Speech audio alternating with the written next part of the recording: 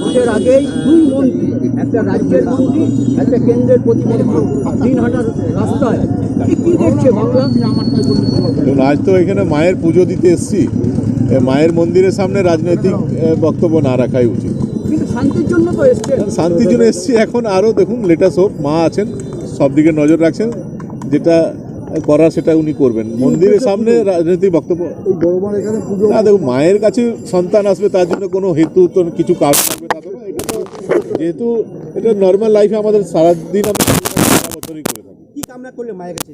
সেটা মিডিয়াকে বলে আপনি কি করবেন বলুন? আপনি মনে করুন মায়ের কাছে মা যেটা ভালো সেটা করবেন, সবার জন্য ভালো। আসানসোলে তো প্রার্থী ঠিক হয়নি এখন। রাজনৈতিক কথা রাখার জন্য রাজনৈতিক বক্তব্য রাখা জায়গা এটা না। সবাই ভালো থাকুক, সারা বাংলার সবাই ভালো থাকুক। আপনি আছেন, হ্যাঁ, সম্ভবত তো প্রার্থী আপনি। আমি জানি না, আপনার কাছে কোনো খবর থাকলে আপনি আমাকে জানাবেন। ব্যারাকপুর শিল্পাঞ্চল এমনিতেই সরগরম থাকে, রাজনীতি আনিয়া না এসেও কিন্তু কিছু গণ্ডগোল ঘটছে। এই ব্যারাকপুর শিল্পাঞ্চলের মাটিতে পা দিয়ে বড়মার মন্দিরে ব্যারাকপুরের বাসিন্দাদের কি বলবেন? দেখুন, সারা বিশ্বের শান্তির কথা যখন আমাদের দল বলে, মোদিজি যখন সারা বিশ্বের কথা বলেন, মায়ের কাছে আমরা এসেছি সারা বিশ্বে শান্তি চাইছি, আলাদা করে শুধু ব্যারাকপুর না। ব্যারাকপুর তো সেই ভারতবর্ষের, সেই বাংলার একটা অংশ। তো সবাই ভালো থাকুক, সবাই সুস্থ থাকুক, এটা সবসময় আমরা চাই। মলয় ঘটককে নিয়ে একটা তোলপাড় চলছে আসানসোলে, মলয় ঘটক বিজেপিতে যোগদান করতে পারে। আমি কি বলবো, এটা তো উনি সঠিক বলতে পারবেন না। বিজেপি কর্মীরা ভিড়ও করেছে আমার ঠিক জানা নেই, আমার ঠিক এগুলো জানা নেই। ফিরে এসেছেন, কিভাবে দেখছেন? উনি তো বাধ্য করে হয়েছিল ওনাকে যাওয়ার জন্য, উনি তো কোনোদিন যাননি, অন্তর থেকে কোনোদিন যাননি। উনি তো নিজেও বলেছেন জোর করে ওনাকে নিয়ে যাওয়া হয়েছিল, ভয় দেখিয়ে। তৃণমূল কংগ্রেস অত্যাচার করে ওনাকে নিয়ে গেছিল। এটা তো তৃণমূল কংগ্রেস এত কর্মীদের উপর অত্যাচার করছিল, তাদেরকে সেভ করার জন্য উনি গেছিলেন। মন থেকে উনি কোনোদিন যান। সে তো কি করবে, তৃণমূলের কাছ থেকে যারা দূরে সরে যাবে তাদের বিরুদ্ধে মামলা চলবে, এটা চলে। আজকে প্রার্থী হয়েছে ব্যারাকপুরের প্রার্থী, প্রার্থী তো হতে গণতান্ত্রিক ব্যবস্থা, প্রার্থীতে যে কোনো ব্যক্তি হতে পারে, সেটা আমি কি বলবো। সেটা আমি আলাদাভাবে দেখার তো কিছু না, আলাদাভাবে দেখার কি আছে। আজকের দিনে বলুন না, মায়ের কথা আমরা বলি, মা সবাইকে ভালো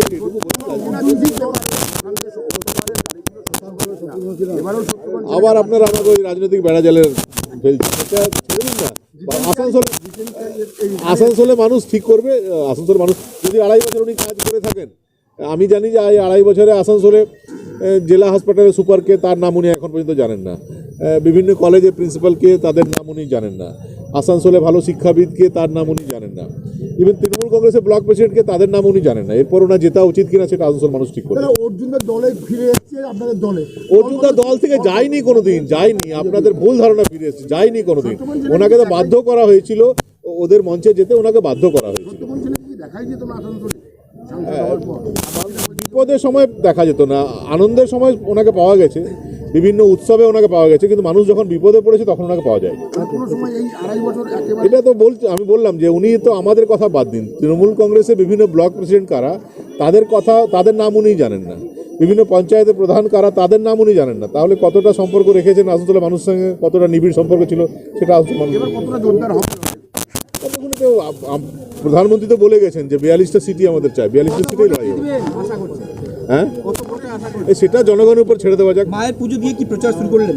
না, প্রচারে কোনো ব্যাপার না, প্রচারের ব্যাপার না। মায়ের কাছে প্রার্থনা করার জন্য তো শুধুমাত্র রাজনৈতিক কারণে মানুষ আসে তা তো না।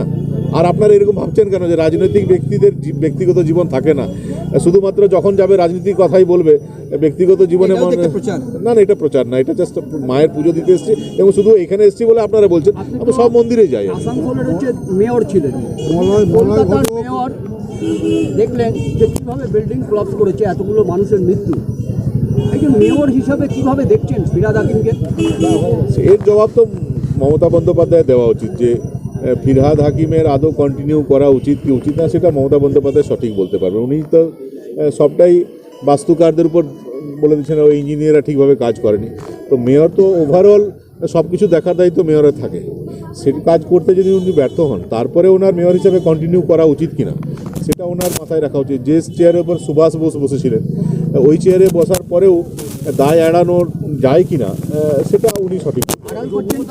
মেয়র আড়াল করছেন না মমতা ব্যানার্জি? আমি সেটা জানি না। আমি বলবো যে চেয়ারের উপর সুভাষ বোস বসেছিলেন, সে চেয়ারে বসার পরেও কোনো দুর্ঘটনা ঘটলে নিজের দায় এড়ানোর যে এই কৌশল, এটা ঠিক কিনা সেটা ববিদাই বলতে পারবেন আর দিদি বলতে পারবেন। একজন কাউন্সিলর 4.5 কোটি টাকার গাড়ি চাপে, না, সে যদি পৈতৃক সম্পত্তি তার থাকে সে চাপতেই পারে, কিন্তু মানুষের কাছে যদি উৎস না দেখাতে পারে, 4.5 কোটি বা 40 কোটি গাড়ি চাপো আপত্তি নেই, কিন্তু এই আয়ের উৎস যদি দেখাতে না পারে তাহলে জনগণ সঠিক জবাব দিয়ে দেবে। সৌরভ বিশ্বাসের বাড়িতে আইটি